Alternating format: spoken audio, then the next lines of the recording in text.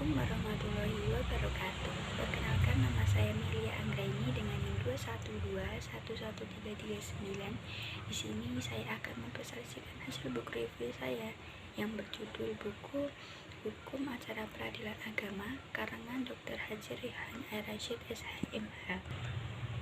Baik, buku ini dicetak oleh PT Raja Grafindo Persada. Cetakan ke-14 tahun 2010 dan cetakan ke-15 tahun 2013. Baiklah, mungkin langsung saja ke materi.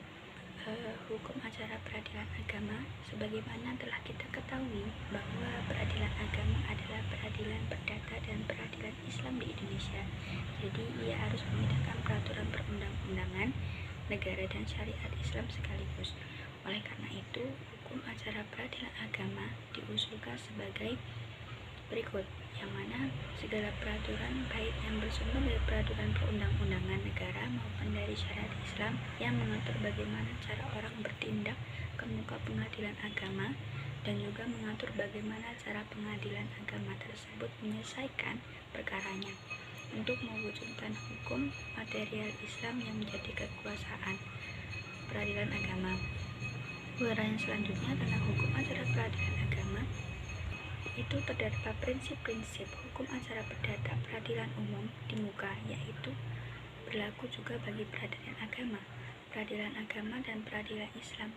Dari judul buku ini ada dua hal yang perlu terlebih dahulu kita mengerti, yaitu kata peradilan agama dan hukum acara peradilan agama dan peradilan Islam.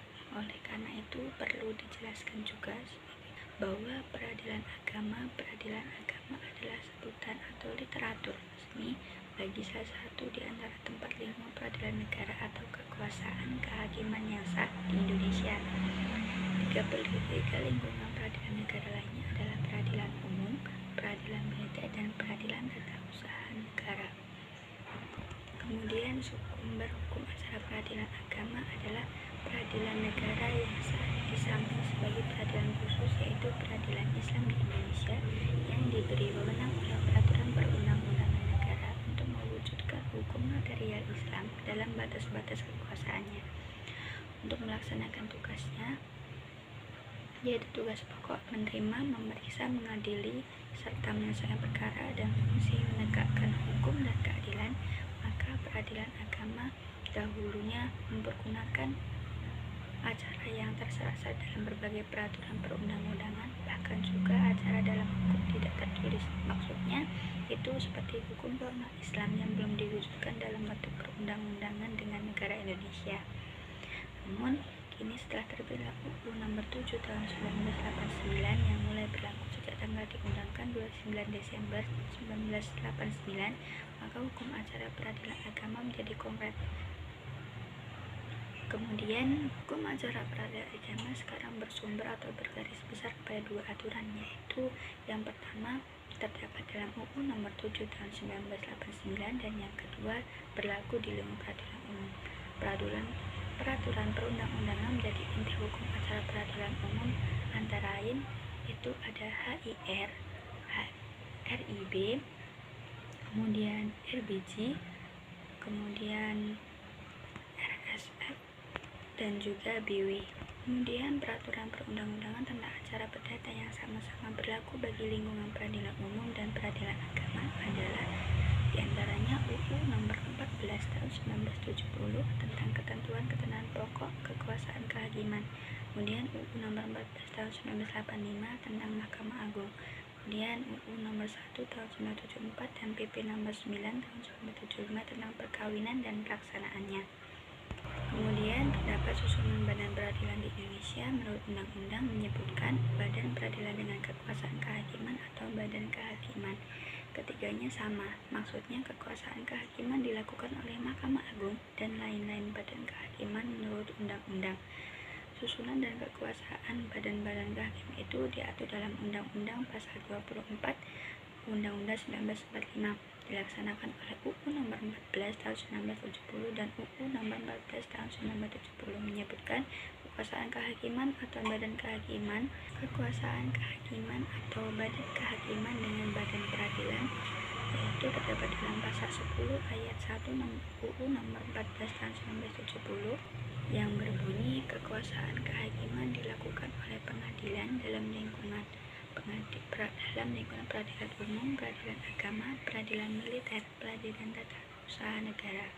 Kemudian mengenai kata kekuasaan di sini sering disebut dengan kompetensi yang berasal dari bahasa berada atau kompetensi yang kadang-kadang diterjemahkan juga dengan kewenangan, sehingga ketika kata tersebut dianggap satu makna tentang kekuasaan peradilan dalam kaitannya dengan hukum acara perdata. Biasanya kedua hal tersebut yaitu tentang kekuasaan relatif dan kekuasaan absolut. Sekaligus dapat dibicarakan pula di dalamnya tentang tempat mengajukan gugatan atau permohonan serta jenis perkara yang menjadi kekuasaan pengadilan. Kemudian yang pertama itu ada kekuasaan relatif. Kekuasaan relatif itu diartikan sebagai kekuasaan pengadilan yang satu jenis dan satu tingkatan dalam perbedaannya dengan kekuasaan pengadilan yang sama jenis dan sama tingkatan lainnya, misalnya antara Pengadilan Negeri Magelang dengan Pengadilan Negeri Purworejo, begitu. Kemudian antara Pengadilan Agama Muara Enim dengan Pengadilan Agama Batu Raja. Kemudian yang kedua itu ada kekuasaan absolut, yaitu kekuasaan absolut adanya kekuasaan pengadilan yang berhubungan dengan jenis perkara atau jenis pengadilan atau tingkat pengadilan dalam perbedaannya dengan jenis perkara atau jenis pengadilan itu tingkatan pengadilannya lain. Misalnya pengadilan agama berkuasa atas perkara perkawinan bagi mereka yang beragama Islam, sedangkan bagi yang selain Islam menjadi kekuasaan peradilan umum. Kemudian pengadilan agama berkuasa memeriksa dan mengadili perkara dalam tingkat pertama, tidak boleh langsung berperkara di pengadilan tinggi agama atau di Mahkamah Agung. Materi selanjutnya yaitu kita akan membahas pengertian asas dan sistem pembuktian. Di sini pengertian pembuktian yaitu membuktikan adalah meyakinkan hakim tentang kebenaran dalil atau dalil-dalil yang dikemukakan di muka sidang dalam suatu persengketaan. Jadi, membuktikan itu hanya dalam hal adanya perselisihan, sehingga dalam perkara perdata di muka pengadilan terhadap hal-hal yang tidak dibantah oleh pihak lawan tidak memerlukan untuk dibuktikan. Kemudian ada asas pembuktian. Asas pembuktian dalam hukum acara perdata dijumpai dalam pasal 185 BW, pasal 163 IR, pasal 283 RB yang berbunyi pasalnya semakna, barang siapa mempunyai sesuatu hak atau guna membantah orang lain atau menunjuk pada suatu peristiwa, ia diwajibkan membuktikan adanya hak itu atau adanya peristiwa tersebut. Kemudian yang selanjutnya mengenai putusan. Pengertian putusan yaitu disebut dengan vonis atau yang disebut juga produk pengadilan agama karena adanya dua pihak yang berlawanan dalam perkara itu, yaitu penggugat dan tergugat, di mana produk pengadilan semacam ini biasanya diistilahkan dengan produk peradilan yang sesungguhnya. Putusan peradilan perdata atau peradilan agama adalah peradilan yang memuat perintah dari pengadilan kepada pihak yang kalah untuk melakukan sesuatu, berbuat demi melakukan sesuatu atau melepaskan sesuatu karena menghukum sesuatu. Kemudian mari kita mengenal apa itu verset, banding, kasasi, dan peninjauan kembali. Verset artinya perlawanan terhadap putusan verstek yang telah dijatuhkan oleh pengadilan tingkat pertama atau pengadilan agama yang diajukan oleh tergugat yang diputus verstek tersebut dalam waktu tertentu yang diajukan kepada pengadilan agama yang memutus itu juga. Bagi yang diputus verstek belum bisa mempergunakan upaya hukum banding sebelum ia mempergunakan dulu upaya hukum verset. Kemudian banding yang disebut dengan permohonan pemeriksaan kembali terhadap putusan atau penetapan pengadilan tingkat pertama, yaitu pengadilan agama, karena merasa tidak puas dengan pengadilan agama. Kemudian mengenai kasasi sendiri artinya mohon pembatalan terhadap putusan atau penetapan pengadilan tingkat pertama atau pengadilan agama terhadap putusan pengadilan tingkat banding atau pengadilan tingkat agama ke Mahkamah Agung, atau biasanya tahap akhir, yang dulunya memutus karena alasan tertentu dalam waktu tertentu dan dengan syarat-syarat tertentu. Pemohon kasasi lawannya termohon kasasi.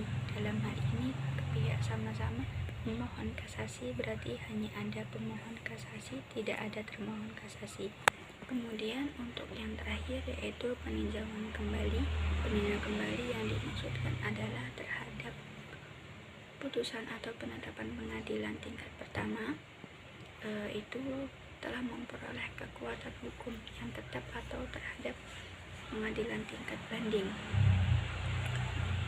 yang kemudian tingkat peradilan agama telah memperoleh kekuatan hukum juga yang tetap di Mahkamah Agung. Mungkin itu saja yang dapat saya sampaikan, kurang dan lebihnya saya mohon maaf. Wabillahi taufiq wal hidayah. Wassalamualaikum warahmatullahi wabarakatuh.